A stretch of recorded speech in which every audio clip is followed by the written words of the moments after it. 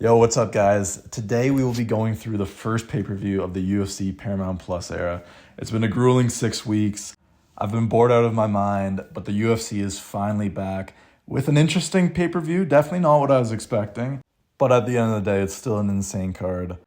And I will be previewing every single fight alongside giving my prediction for who I think is going to come out on top. And at the end of the video, I'm going to give you one guaranteed lock of the card. And I'm also going to be giving you one underdog who I think has the best opportunity to win. So let's just get straight into it with the first fight of the night. We have Adam Fugit versus Ty Miller. So yeah, getting off to a big start. This is a bit of an odd one. I can't lie. I don't really know why they put this on the card. Adam Fugit, he's quite low level. His only UFC losses come against Islam Dulatov, Mike Malott, and Michael Morales. So pretty tough competition, but he also went to a split decision against Josh Quinlan, who is one of the worst UFC fighters I've ever seen. He's 37 years old now. He's got decent striking, and sometimes he can kind of be up for a scrap, but has a horrible gas tank and absolutely no output. Ty Miller, on the other hand, is making his debut. He actually won his contract on that Contender Series when Dana just lost his mind. It was one of the worst Contender Series of all time. All the fights were terrible. And in all honesty, he didn't really deserve the contract, but Dana was just so mad at the other fighters. He almost gave him one out of spite to the other guys. It was a bit of a mediocre decision, but he's here. He's somewhat well-rounded, definitely a strike-first kind of guy. Super green. I mean, he's only had 6 fights. Questionable jiu-jitsu, but I mean, his prospect, we don't really know too much about him. But I want to say positive. I'm assuming they're putting him on this card as like a way to build him up, you know? Like, they're not just going to give some random guy the spot in the first pay-per-view of the Paramount Plus era. So I think I'm going to go Ty Miller. Let's say Ty Miller 3rd round knockout. I could see him getting out of there. I mean, Adam Fugit is terrible. He's 37. His chin's not great. I mean, he doesn't even have that many fights. So, yeah, let's go Ty Miller here. Next fight on the card, we got Ricky Turcios versus Cameron Smotherman. Interesting matchup again. Ricky Turcios was actually the tough winner from Volkanovski's team way back in 2021. He's got an insane chin. He's super tough. A bit wild, like a bit of a loose cannon, I'd say. Since his win on Tough in 2021, he's fought 4 times, so he's very inactive. And it's weird, he's kind of good everywhere the fight goes, while also kind of being bad everywhere the fight goes. He's pretty low level, but I mean, he's got some decent scrambling for sure, decent speed, all right low kicks. And yeah, not too strong for the division either, but he's a decent wrestler. I mean, you look at his fights against Chiwiwi, he did decent. Sopaj, very top guy, and he made it competitive, you know, he's tough. And yeah, so a decent fighter. Cameron Smotherman, on the other hand, he won his debut on less than a week's notice against Jake Hadley, who was a former ranked guy, so not a bad win. But I can't lie, he's got some pretty bad wrestling. He's pretty weak for the division. He can be held up against the cage easily, he can get taken down somewhat effortlessly. And the weirdest thing about Cameron Smotherman is he is only a boxer. No kicks, no wrestling. This guy only throws punches. One of the most one-dimensional fighters I've ever seen. Not a crazy deep bag, not much power. And I just don't understand. I don't understand what this guy is training. Is he just training boxing every single day? Like, what does this guy's camps look like? Because in his last fight, it was only boxing. That was it. So weird. I mean, I don't know how he got this Jake Hadley win. He's 0-2 since. He's not that good. And he should be. He's actually a decently big favorite to beat Turcios. But I'm going Ricky Turcios here. I think Ricky Turcios is stronger. I think he can take this to the ground. I think he's got a better gas tank than Smotherman. He's got a way higher output. That's the thing. Cameron Smotherman throws with no volume. Even the Jake Hadley fight, it was like there was a couple punches in it. And yeah, if I had to bet on one of these two gritting down again that 29-28 decision, which is what I think it will be, I'm going Turcios all day long because he's tough. He's about it. Like, when he fights, it's entertaining. Like, he had that thing with Chiwiwi where he faked the glove touch and hit him with a high kick. So I kind of messed with him. I think if he loses, he might. Honestly, loser might get cut here. But yeah, I'm going Ricky Tercios. Give me Ricky Tercios by decision. I think that's a pretty safe bet. Okay, next fight, we got Josh Hokit versus Denzel Freeman. The battle of the 1-0 heavyweights. Josh Hokit, I'm sure you probably know him, the Chael Sonnen of the heavyweight division. Loves his alliteration on the mic.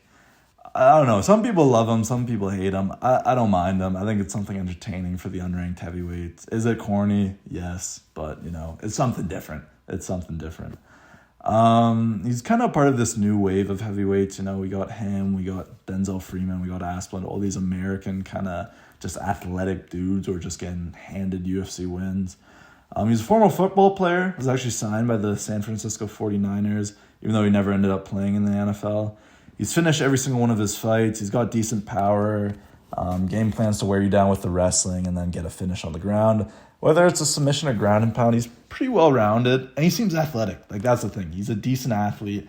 He played football. So he can kind of get a step above these other, unranked, terrible heavyweights.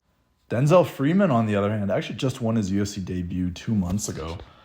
And in all honesty, it wasn't really anything special. He looked decent. He's got decent striking. He's weirdly kind of athletic as well, and he's got some decent speed. Came from a Greco-Roman style wrestling background. Watch out for the left high kick. That's something he's kind of got in his bag. Somewhat dangerous. He actually won a contract on the PFL Contender Series within 30 seconds. Former LFA champion. Ceiling likely being one of those win-loss unranked heavyweight contender. He's nothing special. He actually does have a submission win over Steven Asplund, who's supposed to be the new heavyweight Max Holloway. So that's something he did on the regional scene. I'm probably leaning Josh Hokit. I could see Denzel Freeman winning this, honestly. This is a pretty good test for Hokit. It's another decent guy. I'm going to go Hokit round 2 decision. I could see it being one where Freeman gets tired, Hokit gets him on the ground, and it's kind of one of those classic exhaustion knockouts. There's 25 pounds in here for Freeman, so it could be something. Hokit's, Hokit should be a middleweight with his size. He's not too big of a guy. But yeah, we'll see how this goes. On to the next fight. If you guys ask for one washed journeyman with a terrible chin who somehow is on a late career comeback, you are in luck because you did not only get one, but you got two in this matchup with Michael Johnson versus Alexander Hernandez. Such an odd one. I don't know how either of these guys were winning. I thought they were done, and they're actually coming off impressive wins too. It's not like these guys are just being up on bums. Michael Johnson's coming off of an impressive victory over the Mexican Wonder Boy and Daniel Zellhuber. And Alexander Hernandez just knocked out Diego Ferreira, who was a guy who was kind of teetering on the rank. He was ranked in 2024. So yeah, not a bad win at all. And knocked him out. He also knocked out Chase Hooper. Michael Johnson's on a late career comeback. Probably the most interesting journeyman of all time. He has wins over Tony Ferguson, Dustin Poirier, and Edson Barbosa, while simultaneously having losses to Jamie Malarkey, Stevie Ray, and Thiago Moises. I don't know what to say. This guy has been everywhere. He's been at the top. He's been at the bottom. He's 25-19 at 39. And I think he might win this fight. He struggles with power punches, obviously. Heavy wrestlers also have been able to kind of dominate him in the past. He's been submitted so many times throughout his career.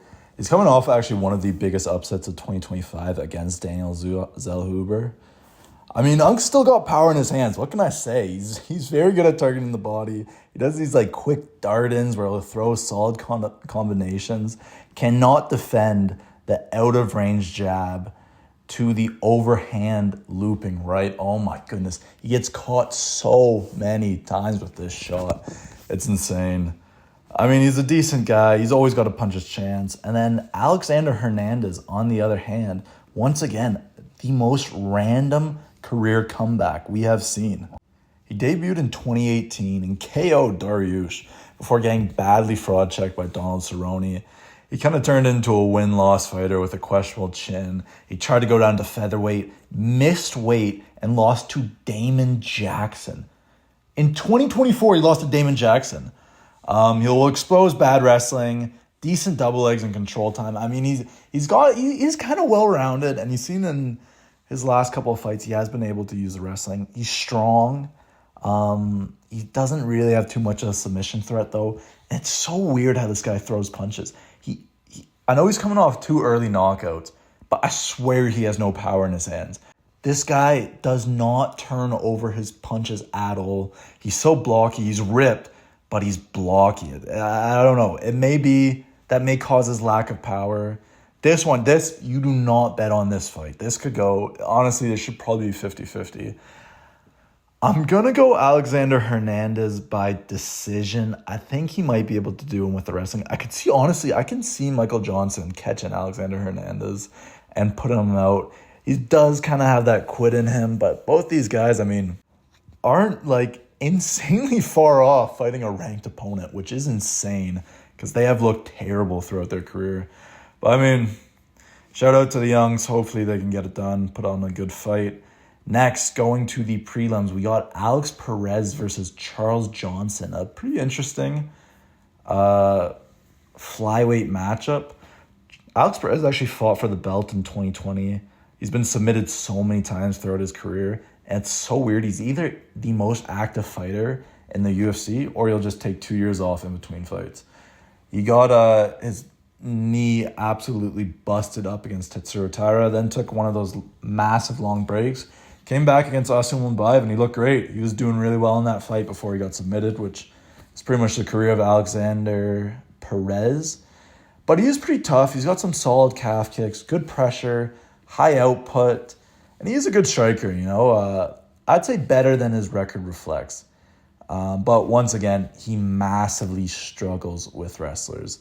So this matchup, it's an intriguing one.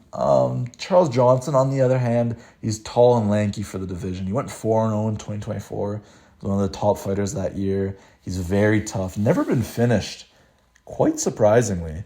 He's got some kind of suspect defense, very prone to being countered, and does not do well with long combinations. He's kind of got that like classic lanky guy power, though. Solid cardio. And I mean, he's got 2 knockouts over some of the 2 best prospects we've seen in flyweight in a long time. He's knocked out the champ. I mean, he's the only guy to beat Josh Van in the UFC. And I mean, that's got to count for something, you know.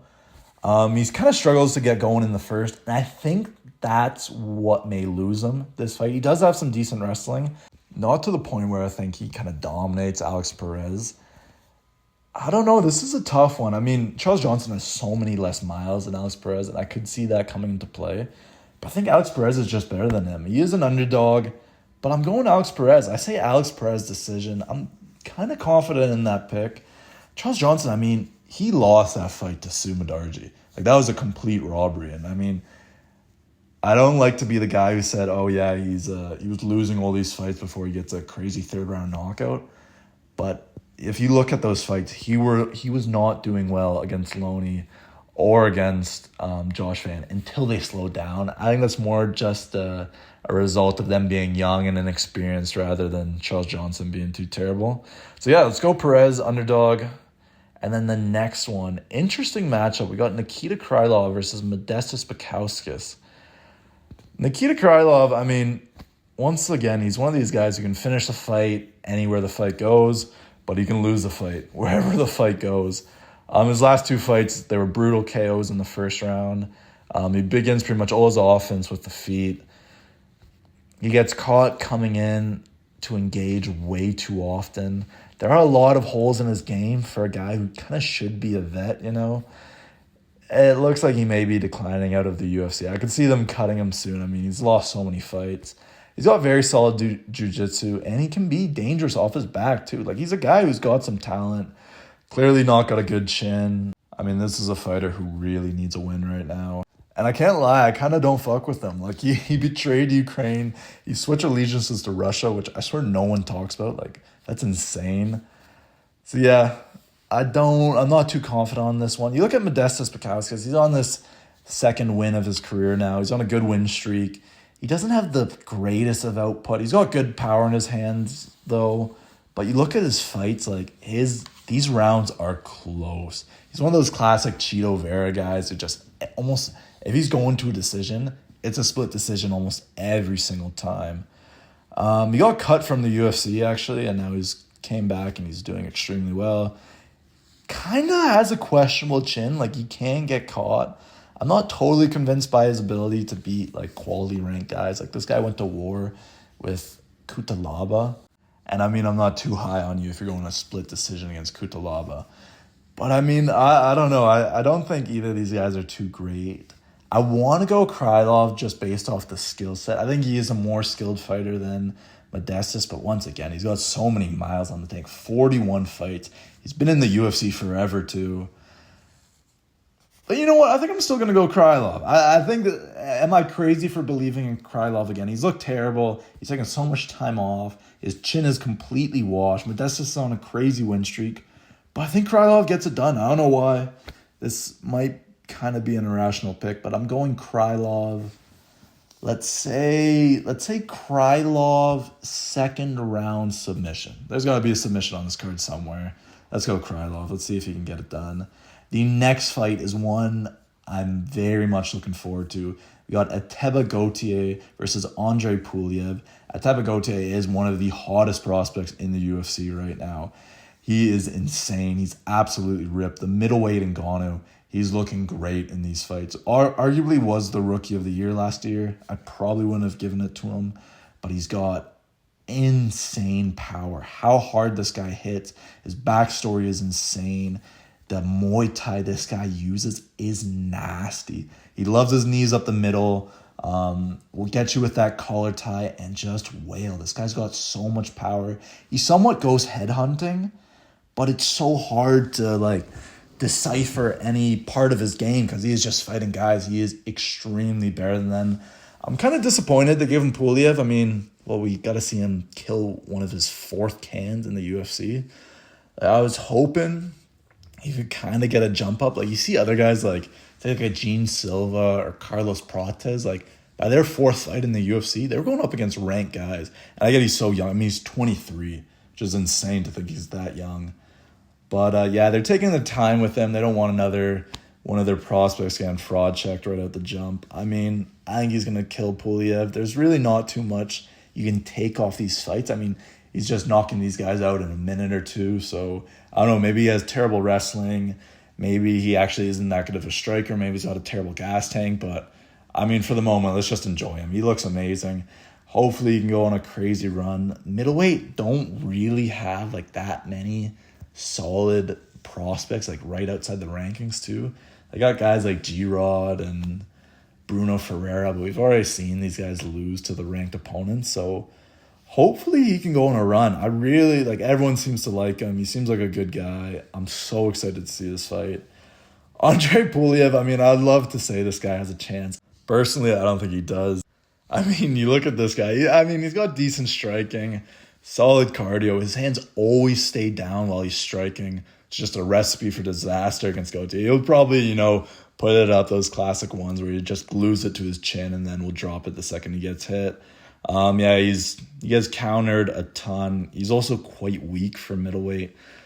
I don't think he's really high level at all. I could see him cutting him if he loses pretty bad. Yeah, I'm going Gautier first round knockout. I'm excited for this fight. Honestly, I wouldn't have hated if they put this fight on the main card. Like after Kayla Harrison pulled out, instead of putting Rose Namajunas on a pay-per-view card in 2026, I just say throw Gautier on there. What's the worst that can happen?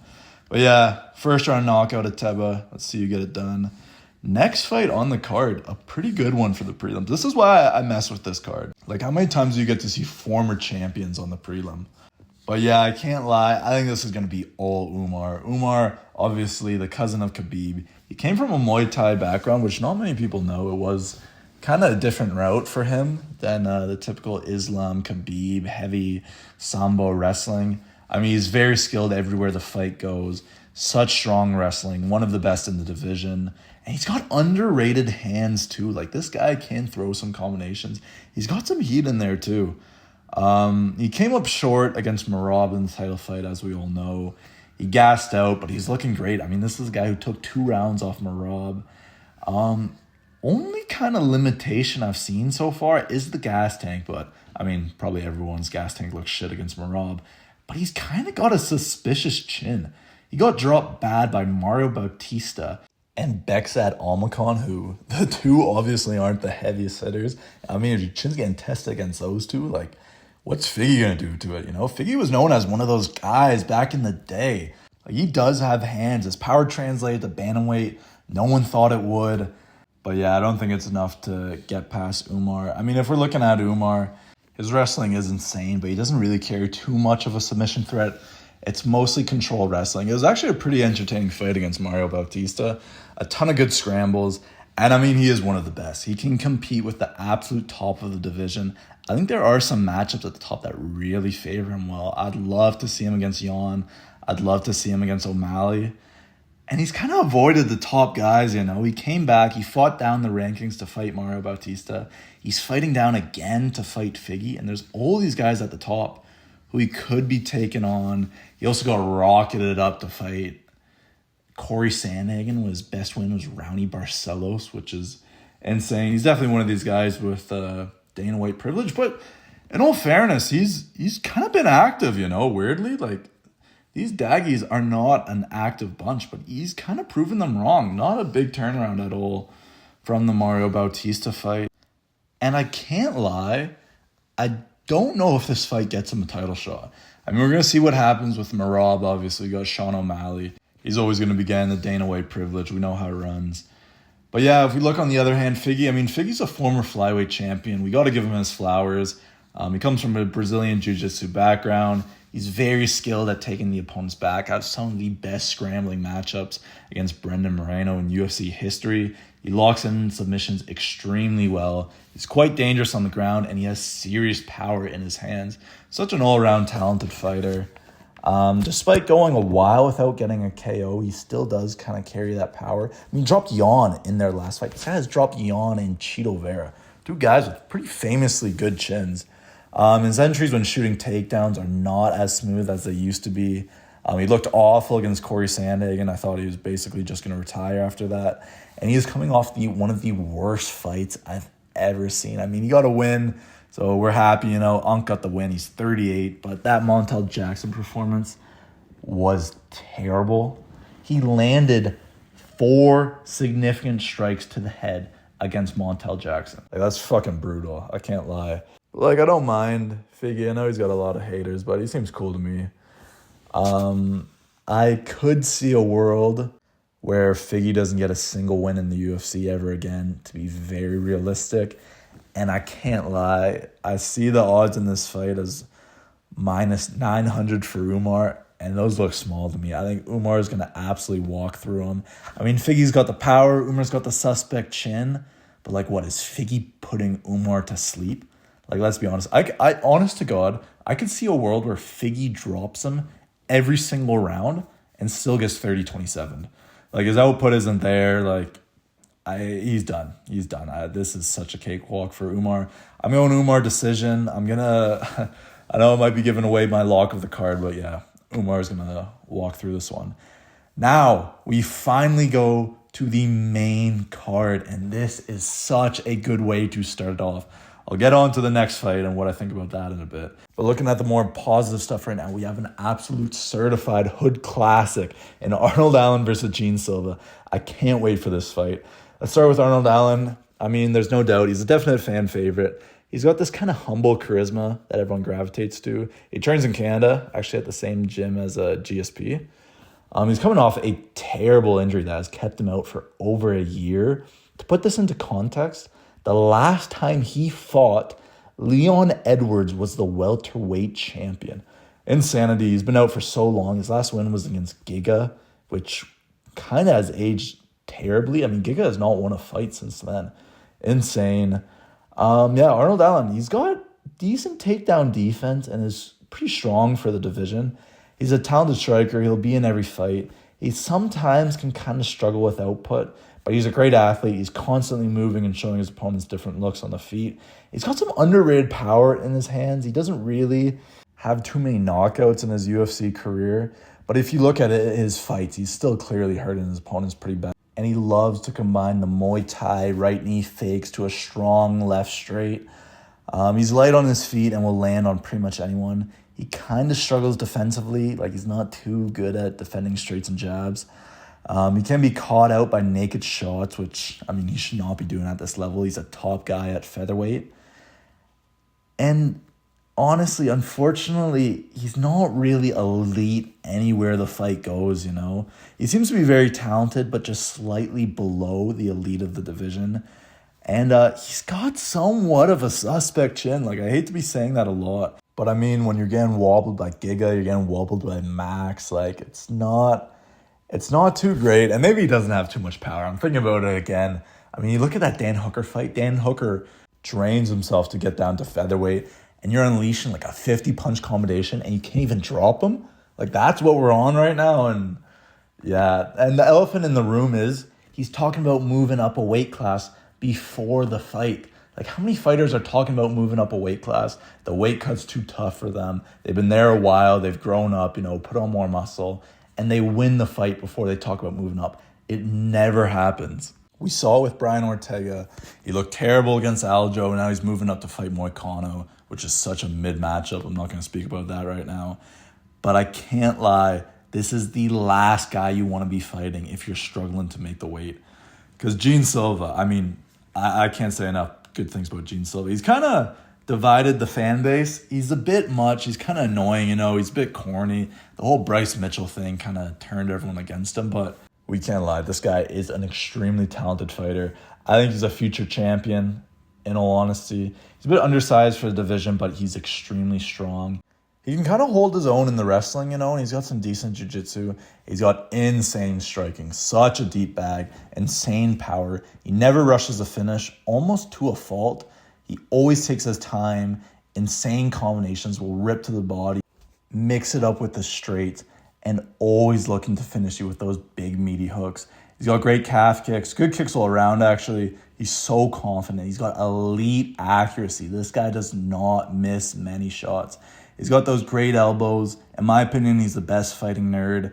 He lost his last fight against Diego Lopez because of a lack of composure. He started doing these spinning elbows. He kind of got caught up in the moment, which led to him being finished. But I mean, you look at that fight, that first round could not have gone possibly worse for Gene Silva. He gets taken down by Diego Lopez and gets brutalized with elbows. Like, his head honestly looked like one of those spikes you find in the ocean, like in those Nemo movies. It went so bad, and he goes in the second round and starts pinging Lopez. Like, he's got aimbot. He's not missing a shot. He is so talented. Like, you looked at that second round. Obviously, it's pretty much the best way you could possibly leave a fight after getting brutally knocked out. But he looked miles ahead of Lopez. He was looking fluid and quick and loose in the octagon. I mean, he's got some of the highest confidence in the UFC. And I think he's one of the most entertaining fighters we got. And you look at this matchup, I think he chins Allen. I can't even picture Allen being knocked out. I think he's going to hurt him bad. I think he's quicker than him. I think he's a better striker. I think he's got higher output. I think Arnold Allen won't deal with the whole craziness of Gene Silva. He might just genuinely not care, which I wouldn't be surprised. I could see Allen maybe trying to mix in the wrestling, but that's getting nowhere with Gene Silva. I mean, he is very talented with his takedown defense. He's so well-rounded, and I can't believe he only has a 1-inch reach disadvantage. I'm looking at this now. He's definitely not 5'7". There's no way Arnold Allen is only 1 inch taller than Gene Silva. I'd say Arnold Allen's closer to like a 5'9", and Gene Silva's closer to like a 5'5" or 5'4". Like, the UFC definitely got that wrong. They got so many of these heights and reaches wrong. Like, it's insane. But yeah, I think Gene Silva, I think this matchup goes very well for him. I could see him hurting Arnold Allen in the first, and they kind of take it slow out the blocks. Maybe they're both landing a bit. Arnold Allen's getting him with the jab, hurting him with the calf kick a bit. I think Gene Silva's going to take over at that second half of the first round. I could see him like rocking him bad. And then where Arnold Allen's doing one of those things where he kind of has to like back up against the cage. And then, you know, Gene Silva is always going to take his time. Like, he's going to emote on him, do all this stuff. Arnold Allen's going to get his composure, maybe clinch up against the fence, and we're going to go in the second round. And I could see like a similar thing to Ilya, where he just catches him in the middle of the octagon, like kind of like Ilya versus Charles, where Arnold Allen just drops. I hope it doesn't happen. I want Arnold Allen to win this fight, but I really see it being Gene Silva. I see Gene Silva as a future champ of featherweight. I think he's going to do it. And I'm going to go second round knockout. I'm confident Gene Silva is getting this done. All right, next fight. I mean, I really don't know what to say about this fight being on the main card. I don't know why they chose that. Like, with all due respect, Rose Namajunas is one of the most boring fighters in the UFC. I cannot stand her. And like, yeah, maybe Ateba wasn't ready. He's young, you know, he could end up not being that good. But Umar versus Figgy? We got Nurmagomedov versus a former champ? Like, these are two of the biggest guys at featherweight right now. And a featherweight fight, another number one contender featherweight fight, is on the same card. So why not just have them closer to each other? I don't know why they put this on here. But let's get into it. Natalia Silva, I actually do rate her so much. I think she's a former champ. I think she's going to blow out Valentina Shevchenko. I think she's so much better than Shevchenko. She's definitely so much better than Rose. Yeah, she's a very dangerous and skilled kickboxer. Extremely fast hands and kicks. So much speed. She showed Alexa Grasso levels in her last fight. She looks so much better than her. And that was a future champion, too. She's undefeated in the UFC. She's on a 13-fight win streak. Loves her arm bars and got so many of them on the regional scene. And yeah, she is so much more athletic than all of these girls. Like, honestly, a step above. I'm going to pick her to beat Shevchenko no matter what the odds are. I think she walks through Rose. Honestly, close. Believe it or not, close to making this a lock of the night. I'm not going to, because I never would, because it's definitely on the parlay ban list for eternity. But Natalia Silva, I think she's that good. I genuinely think she's that good. Rose, on the other hand, I do not think she's that good. I think Rose is fucking shit. I mean, she's a former strawweight champion. And once again, she's kind of like almost a journeyman goat, you know, or a journeywoman goat. Like, if that exists. Because she's one of the most confusing fighters of all time. She is 4-0 against two of the best female fighters in MMA history, against Joanna and Zhang Wei Li. Like, only 2 knockouts in her career came against Joanna and Zhang Wei Li. How does that happen? How does the only 2 times you knock out another fighter, it just so happens to be the GOAT of the sport for a undisputed belt? Insane. I mean, she looked great. She's beat 2 of the strawweight GOATs, but then she has 2 of the worst losses in UFC history. Rose Namajunas made Carla Esparza and Jessica Andrade champions. 2 of the worst champions we've ever had in UFC history, men's or women's. They were terrible, and she looked terrible in them. She's known to have some of the most boring fights of all time. She's got this like unique look. I mean, she's got the shaved head. The UFC tried to promote her as a star, and it kind of did seem like she was going to be a star. She had the whole thing with when she was staring down Joanna and she was like reciting the Bible verse or whatever, which was pretty cool. It was something, but she's completely lost it. Like, she's moved up to flyweight and she's almost worse. Like, it's so weird. And she's not a big girl either. Like, you would assume she could still make strawweight. I mean, she's not old. She's 33. Like, I get the woman's prime is a lot shorter than men's, but it's kind of like, it just kind of seems like she's wasting her career now. She's bad. Like, she's like a borderline top 5 person when she used to be a champ. Like, it's so weird because you usually move up and there's a clear advantage to you moving up, but I just do not see this advantage. She looks terrible. She looks slow in all her fights. Like, I really don't get what she's doing. Yeah, maybe she just peaked too early into her MMA career. She's kind of got bad cardio too, I can't lie. And yeah, she's a painfully boring fighter. And she also got groomed by her coach, so that's a little fun fact. But yeah, I'm going Natalia Silva decision. I think this is such a lock.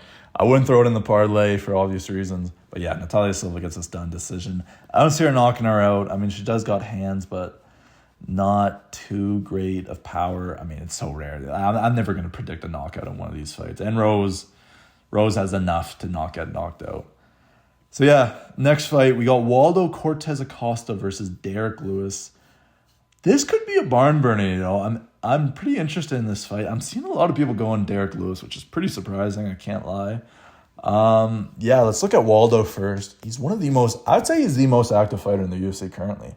He actually went 4-1 last year, was one of the best fighters of 2025. He's got some clear heavyweight power in his hands, kind of questionable defense. He lets himself get backed up against the cage way too often and kind of got in dangerous positions against Elijah and even Shamil the Blob, which is insane. I mean, Shamil backing you up against the cage. He's got a borderline elite chin. Holy fuck. I mean, this guy got drilled by a front kick to the jaw against Rebellis to Spain and just ate it like it was nothing. And honestly, that's kind of what kickstarted this run he's been on. Like, he beat up to Spain. He was a massive underdog against him. This guy was supposed to be the next Ngannou of the division, and I guarantee you probably 90% of the roster would not have taken that. And since then, he's been on a roll. He's very tough. He's kind of susceptible to low kicks. Doesn't really have great defense when it comes to hooks. He's kind of got all right wrestling too, but against the top talent is just non-existent. Very good finishing instinct, which is surprisingly rare in the UFC. He knows when his opponent is hurt and how to get him out of there early. He's kind of got quick hands too for a beefy guy. Like, he's a legit heavyweight. He's not one of these guys who kind of bulked up from light heavyweight. Like, this guy's, I mean, you see, weighs 265. He's huge. He's so quick with that right hook. He will exchange with guys, and he usually lands cleaner and quicker. He loves his little taunting too. He's got the salsa boy dance. He'll fake getting injured, which I could see some foolishness happening in this fight. Like, there's no way Waldo or Derek Lewis don't pull something, Something will happen in this fight. If you're placing a parlay on, like, a guy faking an injury, this is the fight to do it. I mean, it's kind of insane to think this guy is ranked top 5 in the UFC. I mean, he's nowhere close to a top 5 skill set, but he's just riding the momentum. He's doing this eye patch thing with Tom Aspinall. He knocked out his teammate. And it's insane to think he's actually just going to get a title shot. I mean, he's just so active. He's fighting all the time. There's not really too many other guys. Like, you don't want to give it to Volkov again. You don't even really want to give it to Pavlovich again. Like, I think they're just going to let Waldo take a shot at Tom and who knows, maybe knocks him out. Derek Lewis, I mean, he's got the UFC record for knockouts. He's 4 years old and somehow on a win streak. He hasn't really been too active of late, and surprisingly, he hasn't been KO'd since 2022, which is kind of insane. All his wins of late are coming against significantly lower competition. I mean, you look at the names, Nascimento, Taliesin Teixeira, Rogério de Lima, like, these aren't top guys. Like, I mean, 2 of them aren't even in the UFC anymore. So that shows, I mean, these wins aren't really too impressive. I mean, you know what you're getting when you're fighting Derek Lewis. You got to watch out for the big meaty hooks. He's one of the hardest hitters in UFC history. And he actually, in his fight against Nascimento, he showed he kind of got some trips from the clinch. He is weirdly kind of athletic for his size too. I mean, we'll see him throw the head kick. It makes the crowd go crazy. It's like, holy shit, this fat motherfucker can really throw. He's got some decent dirty boxing too. I mean, I like it. He needs to make this fight a dog fight. Like, if we're looking at the matchup, he needs this ugly. He needs Waldo thrown, because Waldo can be caught. Like, this guy can get hurt, and he doesn't really react to getting caught well. Like, his instinct is to back up, and that's where I think Derek Lewis has to catch him. I mean, it's insane to think this guy is still in the top 10. It's just a statement about how terrible heavyweight is. And if Derek Lewis wins this fight, he is ranked in the top 5. But I think it's going to go Waldo's way. I think Waldo, I mean, he's just so much quicker than Derek Lewis. He's going to be hurting him with the low kicks too. I think he's going to be jabbing his face off. I can't lie. I don't really see a world where Derek Lewis catches him. He's been caught before, but this is almost a nightmare matchup for Derek Lewis. You're facing a guy who's quick, got a good chin and power in his own hands. Like, it's very unlikely Derek Lewis gets this win. He's got a puncher's chance, without a doubt. I mean, if anyone has a puncher's chance in the UFC, it's the Black Beast. But yeah, I'm going Waldo here. I'm honestly going to say Waldo first round knockout. I think he gets Derek Lewis out of there pretty quickly. I don't know when Derek Lewis is going to retire. I mean, I feel like it should be coming up soon. He's been in the UFC forever. Yeah, I think he's getting slept out cold here by Waldo. I think it's going to be nasty. Could get a performance bonus.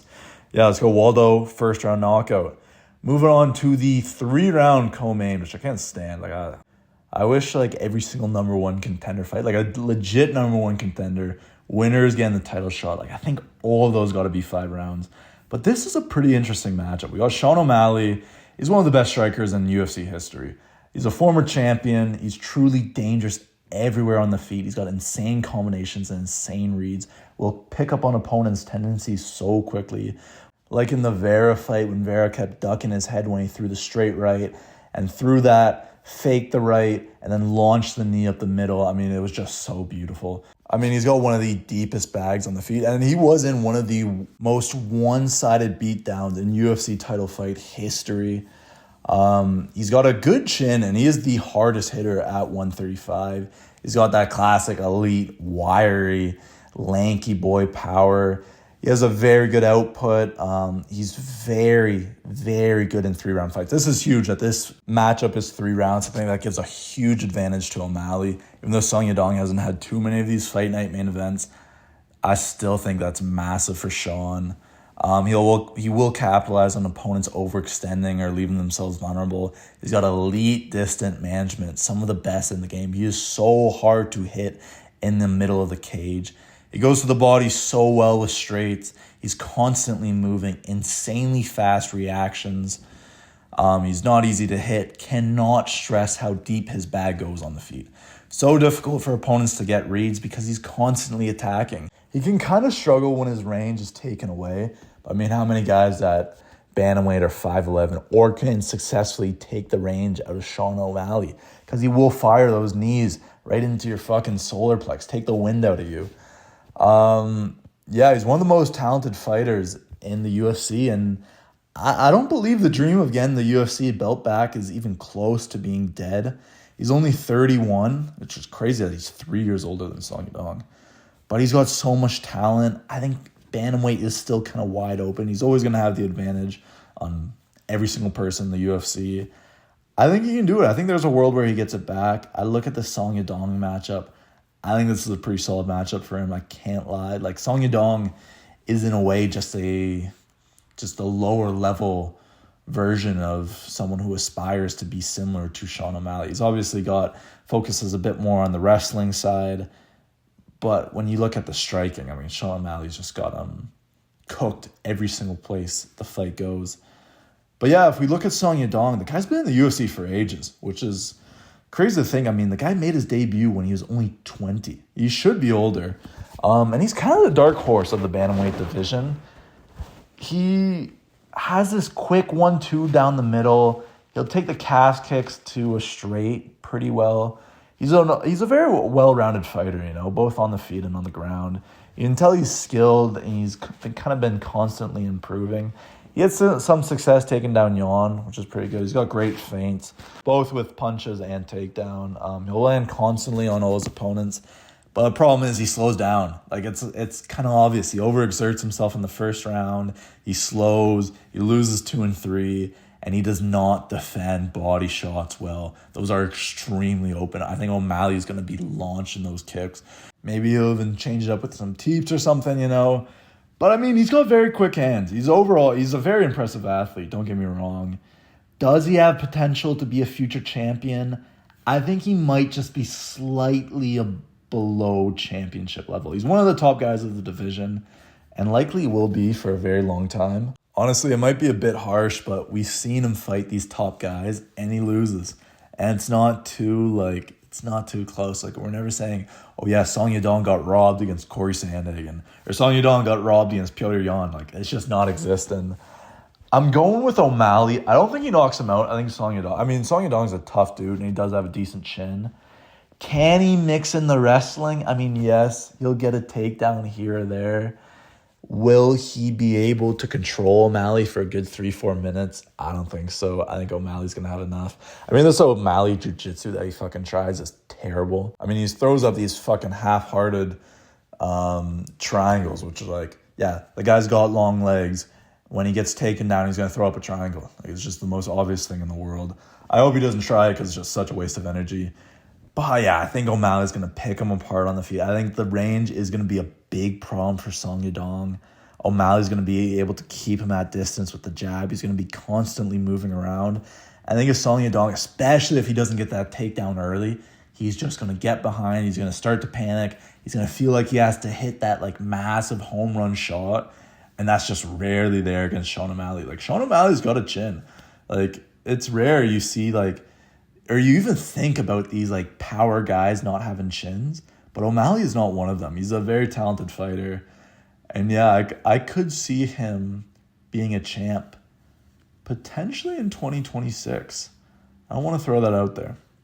But finally, we are here. Let's get to the main event of 324. Justin Big Rufus Gaethje versus Paddy the Batty Pimblett.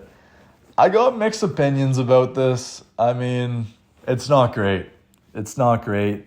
We have 4 better guys who could be fighting for a strap right now. We got Topuria, we got Posh Boy Armin, we got the Bronx, and we got Holloway.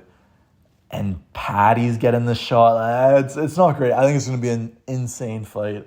I think it's going to be entertaining, but it's like, it always kind of sucks when it's not the best guys fighting for the belt. I mean, this is what we said when Chandler and Oliveira fought, and that's an old-time fucking hood classic. So let's look at these guys. I mean, Justin Gaethje is one of the greatest fighters ever to not win a belt. He's got so much power in his hands and some of the hardest kicks we've seen in UFC history. Elite boxing, very durable, has been hit a lot throughout his career, will almost always seriously hurt his opponent no matter what the fight is. But he'll also seriously get hurt in every single one of his fights. Like, this guy is always doing the chicken dance. He's always getting rocked. He famously came from the wrestling background, but those skills have just not even come close to translating in the UFC. I mean, you look at the shit. I mean, he's got sloppy, uncoordinated, drunk takedowns. But it's still kind of there, but he can also be taken down pretty easily. His takedown defense isn't great. He kind of gets exposed with the jiu-jitsu on the ground. But yeah, he's one of the best fighters in the pocket. He's always damaging opponents with the right hook. He can leave his body pretty vulnerable to kicks. I mean, he kind of got beat up by Fiziev in the last fight. He's one of the toughest fighters we've ever seen. No matter how hurt he is, this guy will continue to come forward and throwing. And he's only lost to elite guys in his career. Like, the worst probably being Eddie Alvarez, the guy who stole his O, which is brutal. He doesn't have a good chin. I mean, that's obvious. He's kind of surprising, too. He's only has 1 knockout in his last 7 fights. Like, we all talk about his... Like, he's clearly got power. Like, everyone mentions how he's the hardest hitter they've ever fought, despite them, like Max Holloway, getting brutally slept by Topuria. This is the dude. Yeah, the last guy he's able to finish with punches was Tony Ferguson in 2020.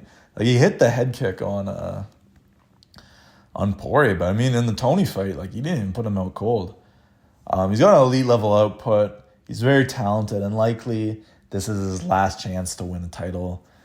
He threatened to retire if he's not going to get a title shot, which he's kind of gone back on, saying it's Ali Abdelaziz and kind of making the classic Ali excuse, which isn't great. I mean, this is the former BMF who's now holding the UFC at hostage to get a title shot, and somehow it fucking worked. Somehow he actually threatened retiring, and Dana said, yeah, that's the spirit of a champion right there. This kid needs a shot.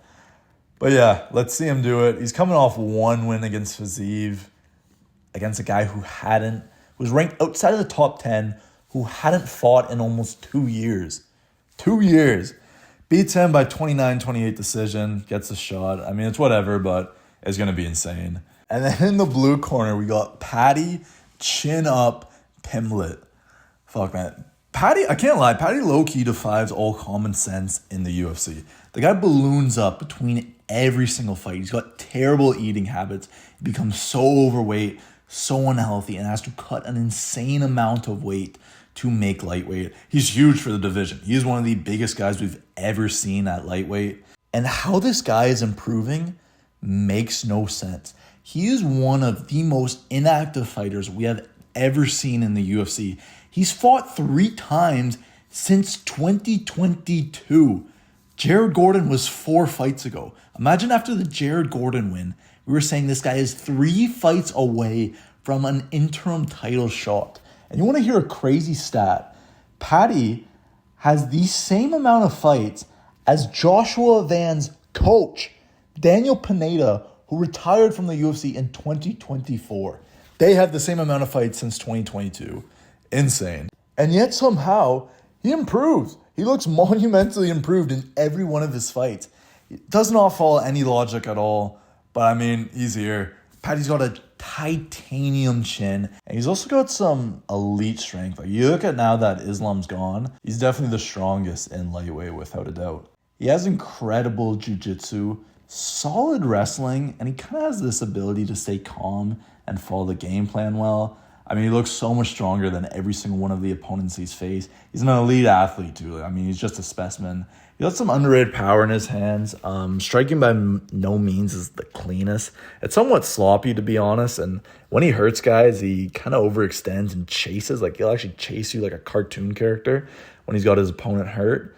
He does have elite level accuracy. I'll give him that. He does not miss many shots, and he lands heavy, stiff blows. His wrestling's pretty good, but I think it's almost just because he's strong. I mean, we saw this like nasty ground and pound against Chandler, but it's mainly just due to like Chandler just being stupid and getting taken down. Like, he doesn't really have like clear fundamental wrestling. And also, he has terrible striking defense. The guy does not move his head off the center line in exchanges at all. He sticks his chin way out high in the air. He doesn't bring his hands back. He's kind of starting to, put it up against his chin slightly. But, I mean, so many times he takes it out. And he can pull out these big knees. The knees are the big thing. And Gaethje is constantly ducking his head. He has such a bad habit of ducking his head. I could see Gaethje really getting hit clean by one of these knees. But I can't stress enough how big Paddy looks in the cage. I mean, his success has definitely come from his physical stature. He's huge. If you look around the UFC, typically the strongest guy in the division is the champ, Like, you look at guys recently who've been champs like Pantoja Merab, Islam Hamzat, Ankalaev. Like, they've all been the biggest dudes. And finally, his gas tank is kind of somewhat questionable. I mean, we saw him gas out against Tony, like old-ass fucking Tony trying to get a finish, which is insane. And it looked better against Chandler, but he's a big dude, and he hasn't fought 5 rounds before. So this could be in the favor of Gaethje. I don't know. I don't love the odds being minus 200 for Paddy. I definitely would not bet on this fight. But, I mean, there should be no reason why Paddy wins this. Paddy has looked terrible in some of these UFC fights. And now he beats Bobby Green, Tony Ferguson, and Michael Chandler, like these old-ass guys all on big losing streaks. And suddenly we think he's the guy. But then Gaethje hasn't looked that solid either. Like, Gaethje is kind of scraping by all these fights. I mean, we saw him get taken care of against Max Holloway. I'm so confused. I don't see Paddy submitting him. I think Gaethje has good enough defense. He should have good enough defense. God, he's been in the UFC for a long time. Fought so many wrestlers and jiu-jitsu guys throughout his career. Like, he should be able to defend, basic submission attempts. But I just can't get over Paddy's size. Paddy is huge in the octagon, and Gaethje can struggle with. Like, sometimes he just gets taken down. Like we saw in the Fiziev fight. If Fiziev is taking you down for a whole round, you know what the famous saying is. Paddy is having his way with you. But Paddy's striking defense is terrible. He gets hit all the time. Gaethje has crazy combinations. Is he the guy who's going to break the chin of Paddy? I can see both of them getting one of these like exhaustion knockouts. I think Paddy's would likely come in kind of ground and pound, where Gaethje's just kind of drunkly like a fish out of water, scrambling, trying to survive. And Paddy's probably cut him bad. Kind of similar, honestly, like carbon copy to the Chandler fight. But I can also see a world where Gaethje chins him late. Like, he does keep his power in his hands. We've seen it before. Like, he dropped Max. I think it was in the 4th round. I don't know. I want to go. I was thinking Paddy the whole time. I was thinking Paddy 4th round knockout. But now that I'm getting closer, I can't see him getting Gaethje out of there. I honestly can't. I can't see him knocking out Gaethje. I can't see him finishing him. And I don't think he is a quality enough UFC fighter to really pick apart him for 3 rounds. Like we saw the Chandler fight. Chandler just blew his load. He tried to get him early. He did these stupid ass slams. Paddy just got right back to his feet. Gaethje's not going to do that. Gaethje's way smarter of a fighter. He doesn't got this terrible IQ like Chandler. And Chandler just gassed. Like we saw in the last fight, Chandler was done. He was done on the feet. He got hit with these huge shots, but Gaethje can recover. Like, he's been rocked before and been able to get to a decision. So I think he'll be able to do it. I'm going Gaethje. I'm going Big Rufus. Big Rufus is going to be the interim lightweight champion. I don't even know what that means. Like, are we seeing Ilya fight Gaethje? Like, imagine that matchup. And Ilya has said that if Gaethje wins, the UFC has other plans, which is the dumbest thing I've ever heard. Like, what are we doing here? Like, genuinely, what is the UFC coming to? Where you can win an interim strap and it's like, oh yeah, only if one of the guys wins, he actually gets to fight for the main belt. I mean, it's fucking stupid. But let me go Gaethje. I'm going Gaethje. Does he chin him? I don't think it does. Let me go Gaethje decision. I could see it being a split decision. Yeah, let me go Gaethje split decision. I think he's going to beat Patty. I mean, the switch up we've seen, like, Patty used to be the shittest fighter in the world. Oh yeah, he's obviously going to get taken out by Bobby Green or Michael Chandler. So yeah, it's a cakewalk against Gaethje. I think we got to relax. I think Justin Gaethje's going to do it. I think he's going to open it up. And this lines up so well. If Gaethje wins, he is fighting on that White House card, without a doubt. Like, we need an American champion. They'd kind of claim he's a champion, even though it's an interim one, but that would be sick. So now, finally, to wrap it up, I am going to give you my lock of the card and my underdog of the card. We'll start it off with the lock of the card, and holy, I just looked at the odds. Minus 1.5K for Umar over Figgy. I think this is such an obvious one. Honest to God, I was tempted to go Natalia Silva. And that Natalia Silva at minus 400 does not look bad at all. I'd throw that in on the parlay, even though it's on the ban list. Yeah, Umar's got to be. I don't think Figgy has a chance. I do not see a world where Figgy gets this. I mean, maybe he gets a submission on the ground, but I mean, what do you think? Umar is dumb enough to catch himself in a submission against Figgy? Like, he's not going to be doing that. He's not going to be sticking his head in a guillotine, a Figueiredo or something. Umar, I think, gets this done pretty easily. I think that's a very good way to start off the locks for this year. Underdog, I'm going Alex Perez, plus 175 against Charles Johnson. I don't think Charles Johnson is that good. We've seen him fight against the lower level guys. He never looks that good. And I mean, Alex Perez does have kind of a habit of getting stupidly finished. So maybe this isn't a good one, but there's a lot of good underdogs. I'm looking at Ricky Tercios is another good one. Michael Johnson, not bad at all too. Nikita Krylov, I'm very tempted to go Krylov. Like, I think Krylov is a bit better. I'm confident with Alex Perez. We're going for the underdog. And that is it, boys and girls. We have reached the end of the video. I'm so excited for this card. I'm so excited to make some more content. I got a lot of good shit planned. And yeah, can't wait. So, guys, have a good one. Peace.